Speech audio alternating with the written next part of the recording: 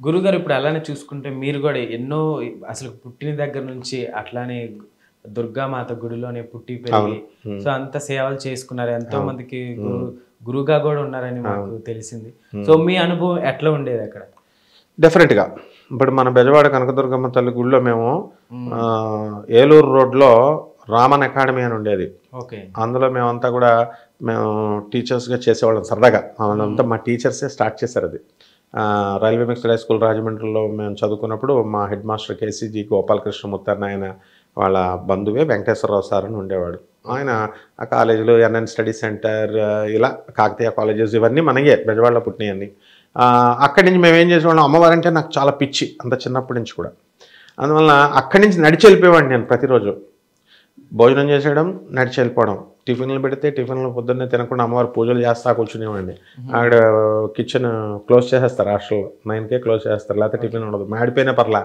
ఆ తర్వాత మధ్యాహ్నం భోజనం చేసేయడం, వెళ్ళిపోవడం. మళ్ళీ అమ్మవారి గుడిలో హాయిగా చక్కగా విద్యాభ్యాసం మా గురువుగారు దత్తాత్రేయ శర్మ గారు సో ఉండేవారు. మీ గురువుగారు నేను నెక్స్ట్ అలా అదే హ్మ్. అడగాలనుకుంటున్నాను సార్ అవును. చెప్పండి. అలాగే ఎగ్జిక్యూటివ్ ఆఫీసర్ గారు వేణుగోపాలకృష్ణారెడ్డి గారు ఇలా చాలామంది వీళ్ళంతా వెళ్ళి మేము అక్కడ చదువుకొని చక్కగా మా గురువులతో చక్కగా ఉంటూ అమ్మవారి గుడిలో హాయిగా అక్కడ ఇప్పుడున్న గుడి కొంచెం చేంజ్ చేసేసారు. అప్పుడు జనం తక్కువగా ఉండేవారు. అవును. ఆ బల్లల మీద హాయిగా పడుకునేవాళ్ళం. వేద పఠనం చేసేవాళ్ళం. వేద విద్యాభ్యాసం చేసేవాళ్ళం. భక్తులతో చేంజెస్ ఏమన్నా జరిగినాయా సార్? ఫుల్ జరిగినాయి. బా ఇప్పుడు జరిగినాయంటారా? జరిగిపోయినాయి. ఓకే. ఇప్పుడు ఇదివరకు గుడిలో నాకు అంగుళం అంగుళం బెజవాడ కనకదుర్గమ్మ డిజైన్ చేయడంలో మా హ్మ్. గురువుగారి పాత్ర ఉంది. మమ్మల్ని అడిగితేనే కానీ బెజవాడ కనకదుర్గమ్మ తల్లి గుడిలో ఏ చేంజ్ జరగలేదు.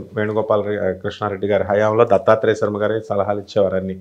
అక్కడ ఏం చేంజ్ జరిగిందంటే అక్కడ కోనేరు ఉండేది. అవును. కోనేరు. బెజవాడ కనకదుర్గమ్మ తల్లి మహిషాసురుడిని సంహరించడానికి హ్మ్. కత్తి పట్టుకుంటే వాడు బిల్డప్లు ఇచ్చాడుగా అమ్మవారు వస్తే పాస్ పోసుకుంటూ పారిపోయాడు అక్కడికి. ఎక్కడికి? చాముండేశ్వరి టెంపుల్‌కి. అక్కడికి పారిపోతే అక్కడ వాడిని వేసేసింది. వేసేస్తే త్రిశూలంతో మహిషాసురమర్దిని. హ్మ్. వేసేయగానే వాడు అయిపోయాడు. అక్కడేమో వాడి ఆ గుర్తుగా అక్కడ అది కట్టేశారు. ఇది హ్మ్. మహిషాసురుడి విగ్రహం పెట్టారు ఇప్పుడు. చాముండి హిల్స్ మైసూర్‌లో. మా ఈ ఈ యొక్క త్రిశూలాన్ని తీసుకొచ్చి కోనేరులో కడిగేశారు అమ్మవారు. ఓకే. అందుకని ఇక్కడ ఎర్రగా ఉండేది. ఆ కోనేరులో ఆహా! వాటర్ కొంచెం రెడ్డిష్‌గా ఉండేది. అంటే మరీ రెడ్ రెడ్డిష్‌గా కాదు. రెడ్డిష్‌గా ఉండేది. ఎరుపు రంగు ఉండేది. ఎరుపు అయి రంగు. మేమంతా ఆడుకునేవాళ్ళం. భక్తులంతా అందులో స్నానం చేసేవారు. చిన్నదనమాట అది. మరీ పెద్దది కాదు. ఓకే. అది క్రమేపీ అప్పుడు ఈ ఎక్స్‌పాన్షన్ చేయాలి కదా! ఈ టెంపుల్స్. అవును. అందుకోసం అని చెప్పేసి ఆ టెంపుల్‌ని పర్వతాలు అవన్నీ పడగొట్టాలి కాబట్టి నరికేసి ఇప్పుడు ఆ కోనేరును మూసేసి అక్కడ బిల్డింగ్ కట్టారిప్పుడు. ఓకే. అప్పుడెవరు అబ్జెక్షన్ పెట్టలేదా? గురుగారు మరి అంత కోనేరుకి పెట్టరు. ఎవరు ఎందుకంటే అబ్జెక్షన్ పెట్టలేదు. ధర్మమండలి ఉంటుంది కదా! ఇప్పుడు కూడా ధర్మమండలి, ఎగ్జిక్యూటివ్ అవును. ఆఫీసర్‌లు ఆళ్ళందరూ నిర్ణయించుకుంటారు. మరి హుహు. గుడిని పెద్దది చేయాలి కదా! గుడి అవును. పైన బిల్డింగ్స్ కట్టాలా, ఇంకా కట్టిపారేద్దురు. హుహు. అయితే ప్లేస్ లేదు కదా! అందుకని అది అందరి చేత అవన్నీ రిజల్యూషన్స్ పాస్ చేయించుకొని, డిస్కషన్స్ చేయించుకొని, రాసుకొనే చేస్తారనమాట. ఓకే. అలాగే అమ్మవారికి మనం 9 ద్వారాలుంటాయి. మనం చూస్తున్న అమ్మవారు ఉంది కదా!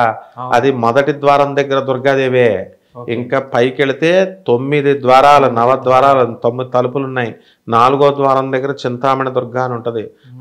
అక్కడ బొమ్మ ఉంటది. ఇప్పుడు పార్కింగ్ ఏసే ప్లేస్‌లో అవును. అక్కడ ఆ గోడకి వేసి భయంకరమైన రూపంలో, కాళీ రూపంలో ఉంటుంది అమ్మవారు. ఓకే. అది దాటి మనం కనుక పైనకెళితే అక్కడ మనల్ని భైరవుడు కుక్కల రూపంలో వచ్చి తరిమేస్తాడు. మనం వెళ్ళలేం. ఎవరైనా ట్రై చేసుకుంటానికి చాలామంది ట్రై చేసేవారు. కుక్కలు మేము కూడా చిన్నప్పుడు ఏంట్రా 9 ద్వారాలు అంటున్నారు చూద్దామని పైకెళ్ళడానికి ట్రై చేసేవాళ్ళం. కుక్కలు తరిమేసాయన్నమాట. ఓకే. అలాగా అమ్మవారు 9 తలుపులున్నాయి. అమ్మవారి వెనకాల ఇంకొక అమ్మవారు ఉంటుంది. అది అమ్మవారంటే ఇలాగా మనం ఊహించుకున్నట్టు వేరే ఇప్పుడు జనమంతా చెప్పుకుంటూ ఉంటారు కదా! ఏవండీ హ్మ్. అక్కడ అసలు విగ్రహం కాకుండా ఇంకొక అమ్మవారు ఉందండి. అవును. అంటుంటారు. అక్కడికి వెళ్ళేసి పంతులు మాత్రమే వెళ్తారండి, నైవేద్యాలు పెడతారండి అంటే దానికి ఎక్స్‌ప్లనేషను మనకి చాలామంది పండితులు ఇచ్చారు. అక్కడ ఇంతకుముందు ఇప్పుడు మల్లీశ్వర స్వామి గుడి ఇప్పుడుంది. అవును గురుగారు. ప్రెజెంట్ దాన్ని రెనోవేషన్ చేస్తున్నాం. పునర్నిర్మాణం. దాన్ని పడగొట్టేసినప్పుడు ఏం చేస్తామంటే పరమేశ్వరుడి యొక్క శివలింగంలో ఉన్న కళలనన్నిటిని విత్‌డ్రా చేసేసి హ్మ్. వేరే కలశంలోకి పెడతారు. కలశంలో పెట్టి దాన్నే బాలాలయము అంటారు. దాన్ని తీసుకొచ్చి నటరాజ స్వామి గుడి దగ్గర దుర్గమ్మ పక్కన గుడిలో పెడతాం. అక్కడ దండం ఓకే. పెట్టుకోవాలి. అదే మల్లీశ్వర స్వామి. అలా అమ్మవారిని లో ఉన్నటువంటి కళలన్నీ కూడా ఈ జగద్గురువు అయినటువంటి ఆదిశంకరాచార్యులు విత్‌డ్రా చేసి వేరే విగ్రహంలో పెట్టారని, ఇలా అది మొగలరాజపురంలో ఉందని కథలు చాలా ఉన్నాయి. అలాగే బెజవాడ కనకదుర్గమ్మ తల్లి గుడి వెనకాల ఈ ఈ రెనోవేషన్ చేసినప్పుడు ఇప్పుడున్న దుర్గమ్మ గుడి వెనకాల ఉండేది. ఆ యొక్క తల్లిని విత్డ్రా చేసి ముందుకు నైవేద్యాలు అవన్నీ పెడుతూ ఉండేవారు. మళ్ళీ ఆ పాత విగ్రహాన్ని అలా వదిలేయకూడదు కాబట్టి వెళ్ళి నైవేద్యాలు అవన్నీ ఇస్తూ వస్తూ ఉండేవారు. దీనికి సంబంధించి చాలా సీక్రెట్స్ ఉన్నాయి ప్రతి టెంపుల్కి కూడా. అమ్మవారి గురించి చెప్పుకుంటా పోతే అవును, కాన్ఫిడెన్షియాలిటీ మెయింటైన్ చేయాలి. ఒక కమిటీ, ఒక సంస్థను మనం నడిపేటప్పుడు కాన్ఫిడెన్షియాలిటీ మెయింటైన్ చేయాలి. అందుకనే తిరుపతి వెంకటేశ్వర స్వామి గుళ్ళు, అష్టాదశ శక్తి పీఠాలు, బెజవాడ కనకదుర్గమ్మ తల్లి గుళ్ళలో జరిగేటటువంటివన్నీ కూడా కాన్ఫిడెన్షియల్గా మెయింటైన్ చేస్తాం. ఇప్పుడు తిరుపతి ఉంది, తిరుపతికి వెంకటేశ్వర స్వామి పొలవమని పువ్వులు తెస్తాం కదా, ఆ పువ్వులు ఏ ఊరు నుంచి తెస్తున్నారని ఎవరైనా అడిగారా? పక్కనే ఊరు, ఆ ఊరి పేరు ఎవరికి తెలియదు, డిపార్ట్మెంట్ చెప్పదు. ఎందుకని?